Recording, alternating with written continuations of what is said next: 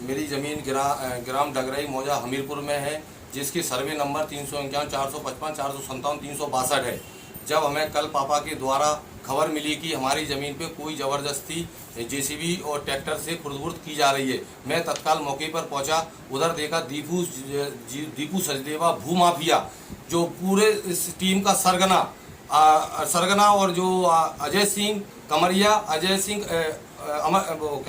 सिंह कमरिया, अजय सिंह कमरिया, राजू यादव, प्राची होटल वाले और धर्मेंद्र कमरिया, इनके माध्यम पूरी ज़मीन पे खुर्द-बुर्द का कब्जा किया जा रहा है। मैंने जब उनसे बात की कि मेरी ज़मीन पे स्टे लगा है, तो उन्होंने ये कहा है मैं स्टे को नहीं मानता हूँ और कोई स्टे नहीं है, हमने ज़मीन खरीदी है और हम ज़मीन पे कब्जा करेंगे, प्लॉटिंग करेंगे और जिसको जो तुम्हें देखा है सो करो आप।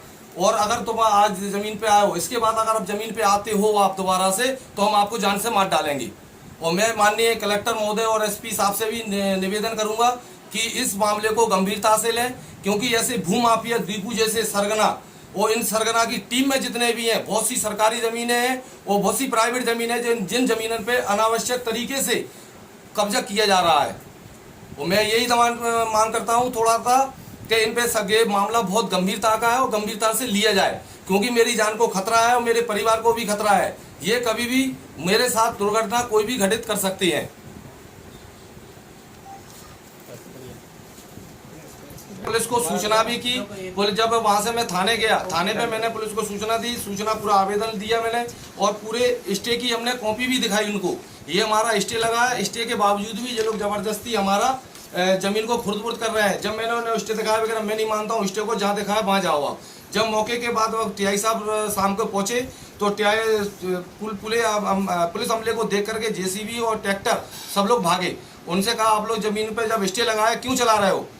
तो उन्होंने कहा साहब हमने खरीदी है। जब टीआई साहब ने कहा खरीदी है तो उसकी कागज लाओ, जब स्टे को लगा हुआ है फिर आप कैसे चला रहे हो? टीआई साहब ने कहा आप थाने आओ और आप अपने कागज लाओ, आप अपने कागज लाओ। मैंने स्पोर्ट पे ही टीआई साहब को अपने कागज दिखा दीजिए, स्टे है, अगर इनके पास कोई कागज लीजिए आप इनसे।